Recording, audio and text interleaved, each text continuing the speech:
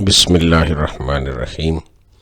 عزیز طلبہ و طالبات، آج ہم اردو کلاس دہم میں سبق چڑیا چڑے کی کہانی، چڑے کی زبانی، اس کا مطالعہ کریں گے اور اس کے معنی اور مفہوم کو سمجھنے کی کوشش کریں گے۔ اس سبق کو جناب سید سجاد حیدر یلدرم صاحب نے لکھا ہے اور یہ ان کی معروف کتاب خیالستان سے سبق لیا گیا ہے۔ چوں چوں چوں چڑ چوں، سب غلط سب جھوٹ۔ چڑیا چڑے کی کہانی بہت انسانوں نے لکھی ہے۔ چوں چوں چوں چوں، میری اور چڑیا کی لڑائی، بہتان یعنی سراسر الزام، چڑیا کا آنکھیں دکھنے کا بہانہ کرنا، افترا مطلب من گھڑت۔ چوں چڑ چوں چوں چوں، آؤ اب میں تمہیں چند باتیں سناؤں کہ تمہاری آنکھیں کھلیں۔ حضرت انسان کو باتیں بنانی بہت آتی ہیں اور بس مجھ کو خدا نے مشاہدے کی قوت عطا کی ہے۔ مشاہدہ مطلب چیزوں کو آبزرو کرنا۔ ویسے دیکھو تو میں بے وقوف، بھولا بھالا، ادھر ادھر پھدکتا نظر آتا ہوں، یعنی اڑتا جم لگاتا، مگر میں دیکھتا سب کچھ ہوں، سمجھتا سب کچھ ہوں، کہتا بھی سب کچھ ہوں، مگر تم نہیں سمجھتے۔ میں دیکھتا ہوں کہ خدا نے مجھے آزادی طلب اور آزادی پسند مخلوق بنایا ہے۔ پرندوں اور چرندوں میں بہت سے ایسے ہیں کہ انسان سے بالکل نفرت کرتے ہیں۔ پرندے مطلب اڑنے والے، چرند مطلب گھاس چرنے والے، اور جنگلوں میں انسان کے گھونسلوں سے دور جا کے رہتے ہیں۔ گھونسلوں سے مطلب انسان کے گھروں سے۔ بعض بیوقوف ایسے ہیں کہ انسانوں میں انسان کے خادموں کے رہتے ہیں، مگر میں انسان کی کارستانیوں کو دیکھنے کے لیے شہر میں رہتا ہوں۔ ان کے بڑے بڑے بھونڈے گھونسلوں میں اپنا پیارا پیارا چھوٹا چھوٹا گھونسلہ بناتا ہوں۔ بھونڈے مطلب بھدے برے، لیکن وہ مجھے پکڑ کے رکھنا چاہیں تو کبھی نہیں رہتا۔ پنجرے میں بند کر کے رکھنے کی بات دوسری ہے، یا میرے پر کاٹ دیں تو وہ اور ہی بات ہے، ورنہ میں کبھی حضرت انسان سے مانوس نہیں ہوتا، یعنی مجھے اس سے انس نہیں ہے، جان پہچان نہیں ہے۔ میں انہیں خود غرض سمجھتا ہوں اور پرلے درجے کا ظالم۔ مگر مجھے اپنی کہانی سنانی ہے۔ ضمناً حضرت انسان سے بھی دو باتیں ہو جائیں گی۔ ضمناً مطلب اس سلسلے میں پھدک کر اور پروں کو پھیلا کے۔ خدا کا شکر ہے کہ اس نے مجھے ایسا اچھا لباس دیا، ایک حد تک خوبصورت، مگر نہ اتنا کہ انسان کی حریص نگاہوں کا ہدف بن جاؤں۔ حریص مطلب لالچی، ہدف مطلب نشانہ۔ جس میں پھرتی دی کہ خوشی خوشی پھدکتا پھروں۔ چھوٹے پروں میں پرواز کی تیز طاقت دی کہ انسانوں کی رفیق یعنی دوست اور اس کے ہم خصال ان کی چہیتی بلی کے دست برد سے بچوں۔ جسم ایسا موزوں دیا، موزوں مطلب مناسب، کہ بیان نہیں ہو سکتا، نہ اتنا بڑا کہ شاہین اور باز مجھ پر جھپٹیں جیسے وہ کبوتر پہ جھپٹتے ہیں، اور نہ اتنا چھوٹا کہ حشرات الارض کی طرح بالکل حقیر یعنی معمولی ہی ہو جاؤں اور کوئی مجھے دیکھے ہی نہیں۔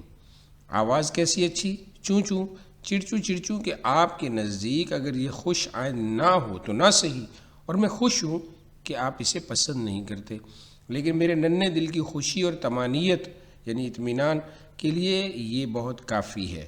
چوں چوں چڑ چوں، شکر ہے خدا کا کہ اس نے بلبل کا ترانہ شیریں یعنی میٹھا گانا اور نالہ رنگی یعنی ایسا نغمہ جس میں غم پایا جائے مجھے نہیں دیا، ورنہ صیاد اور قفس ہی میرے رفیق ہوتے۔ صیاد مطلب شکاری اور قفس مطلب پرندہ۔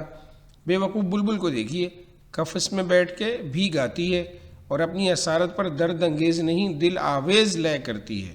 اسارت مطلب قید و بند پر بھی غم کے اظہار کی بجائے دل آویز لے، ٹھیک ہے نا، یعنی دل کو چھونے والی، اور یہ نہیں سمجھتی کہ یہ اس کی اسیری کو اور بڑھاتے ہیں۔ اسیری مطلب قید، یعنی جب وہ اتنا اچھا گنگناتی ہے تو جو مالک ہیں، شکاری ہے، وہ اس کو چھوڑنے پر کبھی بھی آمادہ نہیں ہوتا اس کی خوبصورت آواز کی وجہ سے۔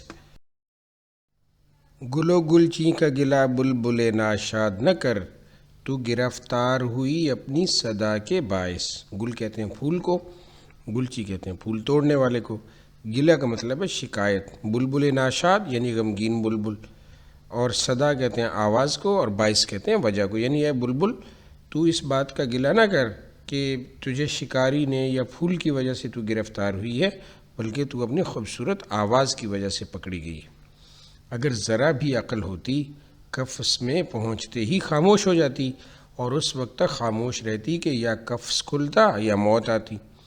میں اڑتا ہوں، پھدکتا ہوں، دانے چگتا ہوں، مگر الحمدللہ کسی کی آزار نہیں دیتا۔ کسی کو آزار مطلب تکلیف نہیں دیتا۔ خدا کی زمین سب کے لیے اور اس کے دانے سب کے لیے ہیں۔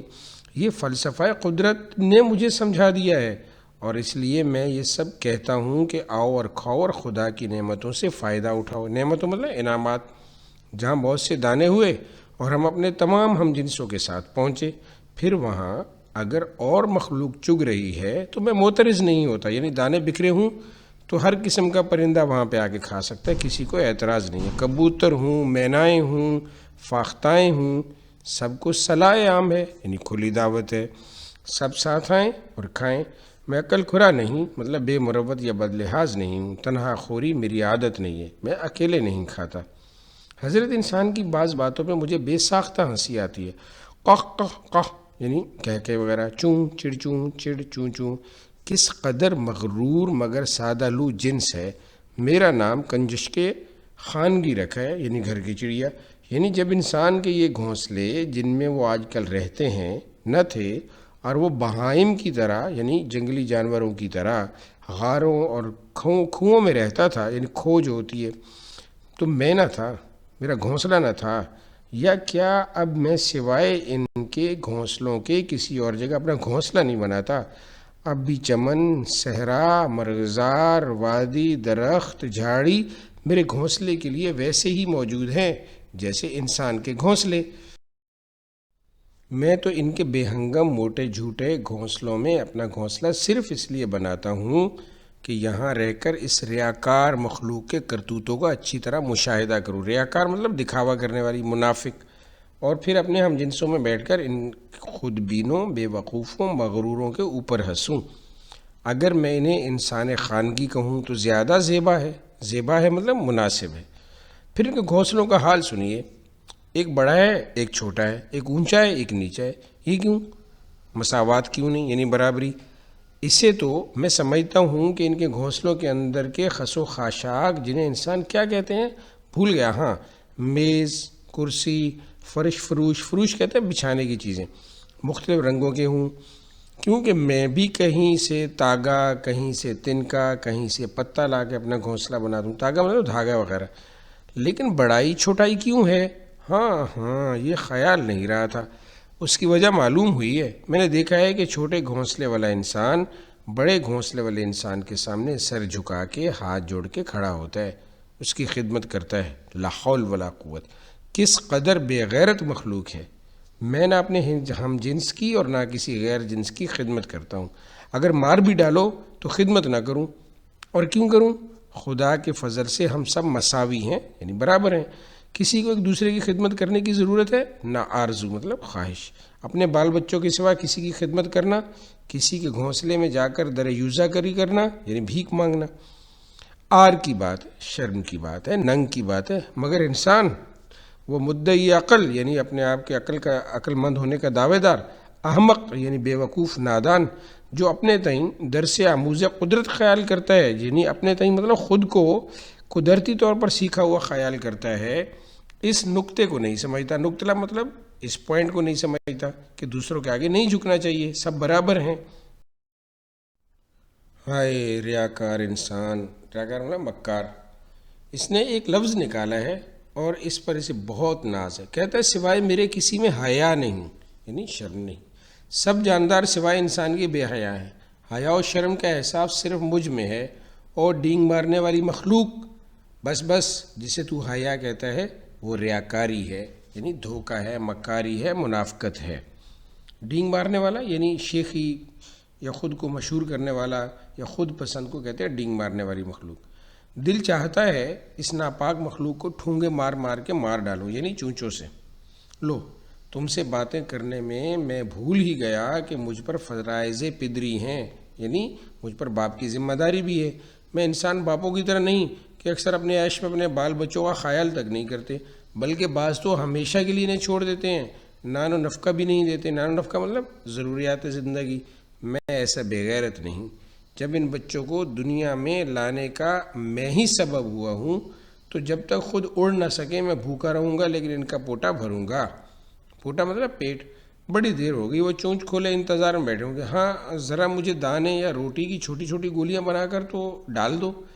آہا، تم نے میری خواہش پوری کی، شکریہ ادا کرتا ہوں۔ خدا تمہارے اور تمہارے بال بچوں کے پیٹوں کو بھی ہمیشہ بھرا رکھے۔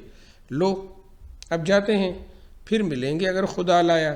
اور یہ کہتے ہوئے دونوں پھر سے اڑ گئے۔